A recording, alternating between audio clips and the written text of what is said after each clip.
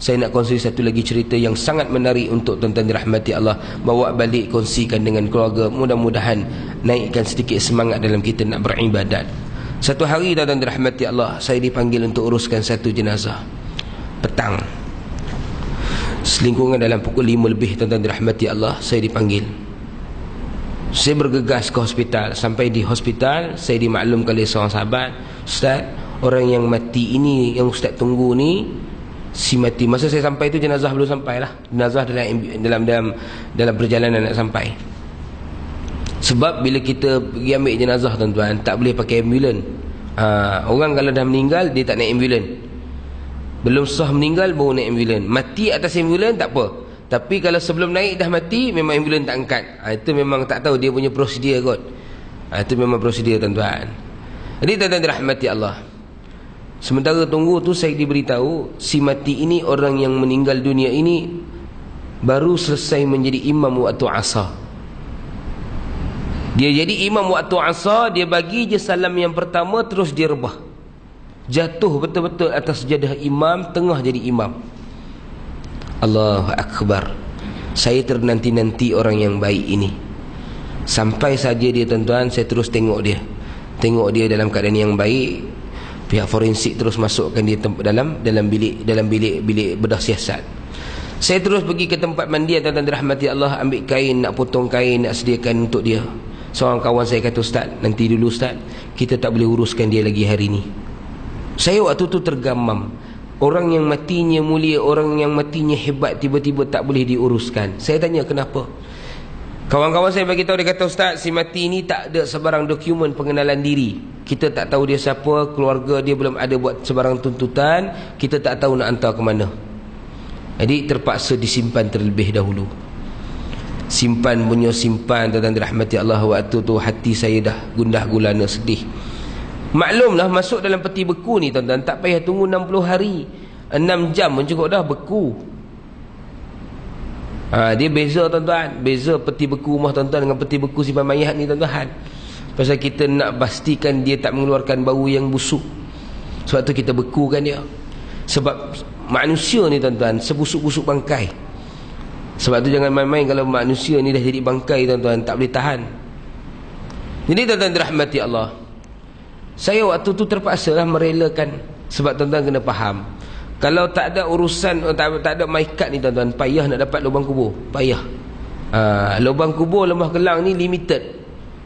Nak dapat lubang kubur susah. Nak dapat lubang golf insya-Allah. Majulah sukan untuk negara. Ini realiti. Tuan-tuan kena faham. Ini tuan-tuan dirahmati Allah Subhanahu wa taala.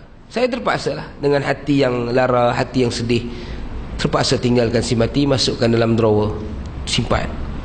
Saya tunggu sehari, saya tunggu 2 hari, saya tunggu 3 hari. Seminggu berlalu, tidak ada sebarang cerita. Daripada seminggu naik ke sebulan, tidak ada sebarang cerita.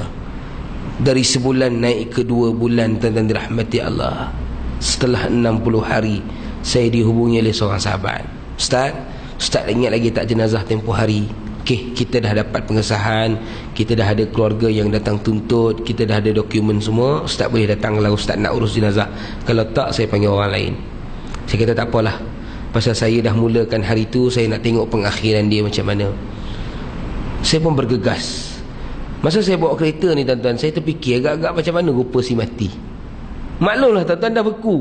Macam tuan-tuan beli ikan kan, tuan-tuan ni beli ikan, tuan-tuan simpan dalam peti ais, simpan lebih 60 hari. Ikan jadi apa tuan-tuan? Ikan jadi lebam. Memang dah tak cantik dah rupa ikan. Tuan-tuan tengok bila ikan ni dah lebam, dah tengok dah teruk tuan-tuan, tuan-tuan tak makan, tuan-tuan campak bagi kucing. Kalau gamak kata kucing boleh bercakap, dia tanya balik, oh, ni ikan kembung ke batu cak kembung? Jadi tuan-tuan dirahmati Allah, sampai saya di pekarangan bilik mayat tu, memang ramailah pegawai agama Islamnya, pegawai pihak berkuasa, PBT dan sebagainya lah, ramai. Ada seorang pegawai polis, dia tak ada calik tepi tuan-tuan, ada paku kat atas. Jadi pegawai lah datang jumpa saya. Dia sambut saya, dia kata, Ustaz, kita bagi penghormatan kat you buka jenazah. Dia sebenarnya bukan penghormatan, yang datang ni semua penakut kan. Tak solat sembang lah dengan aku. Adik tak apalah, orang bagi penghormatan tuan-tuan, kita buka lah. Saya pun buka drawer dia, bawa keluar. Saya duk fikir macam-macam dalam kepala ni tuan-tuan, sekabut macam-macam. Tapi bila saya buka je plastik yang menutupi si mati ini waktu itu, saya menitiskan air mata. Saya terkejut dan saya tergamam. Si mati bukan saja tidak beku tuan-tuan, badannya panas dan wajahnya berpeluh. 60 hari disimpan dalam peti beku, dia masih lagi panas, wajahnya berpeluh. Allahu Rabbi, siapakah insan yang sangat istimewa ini tuan-tuan dirahmati Allah? Siapakah dia tuan-tuan? Bila ditanya kepada sahabat-sahabat, ramai yang menggiling kepala. Dia kata, Ustaz tanyalah seorang tu rapat dengan dia Ustaz. Saya pun mandikan dia, selesai mandi kafan. Saya bagi penghormatan pada kawan-kawan dia, nak tengok, nak cium ke sebagainya tuan-tuan. Tengah-tengah saya bagi penghormat, tengah-tengah saya bagi peluang, tiba-tiba saya dengar suara orang menjerit, Subhanallah, Allah, Subhanallah, macam-macam bunyi. Saya kata, sudah, ni Syiah ke apa ni? Saya pun lari patah balik tuan-tuan. Saya tanya, kenapa bising-bising ni? Dia kata, Ustaz tengok tu Ustaz. Di dahi si mati keluar kemerah-merahan satu perkataan ataupun kalimah yang kita kenali sebagai kalimah tauhid. Alif lam lam ha. Allahu Akbar. Saya waktu itu menangis, sekali lagi saya peluk si mati. Siapakah dirimu wahai sahabat? Siapakah dirimu wahai sahabat? Saya cium dahinya berkali-kali. Saya tanya pada seorang sahabat yang saya tengok dekat dengan dia. Saya kata, kenal ke dengan si mati? Dia kata, saya kenal Ustaz. Si mati ini waktu umurnya 11 tahun dia jadi anak yatim piatu, tak ada keluarga. Jadi pondok ambil dia jadikan sebagai anak angkat pondok. Sayalah yang berkawan dengan dia daripada mula dia masuk sampai hari ini. Dia datang ke Malaysia ni Ustaz sebab nak cari peluang kerja sebagai imam. Dia baru 2 hari jadi imam di tempat tersebut.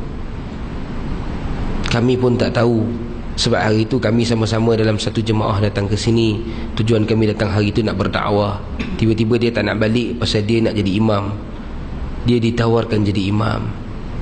Jadi Ustaz, sejak saya kenal dia daripada umur 11 tahun, dia ni susah dan sukar untuk tinggalkan solat malam. Dan antara solat malam yang menjadi rutin hidupnya adalah solat sunat tasbih. Allahu Akbar. Bila saya mendengar tuan-tuan, lagi menitis air mata. Mulianya hatinya, mulianya dirinya tuan-tuan, menjadikan solat sunat tasbih itu sebagai amalan harian. Cuba kita tanya diri kita tuan-tuan, setahun berapa kali kita buat solat sunat tasbih? Agak-agak dengan amalan yang kita tidak seberapa ini, bagaimana kita nak bertemu dengan Allah? Mudah-mudahan tuan-tuan, sedikit suntikan cerita itu dapat memberi satu gambaran yang baru kepada tuan-tuan untuk bersedia dan melakukan persediaan ketika nak bertemu dengan Allah kelak insya-Allah.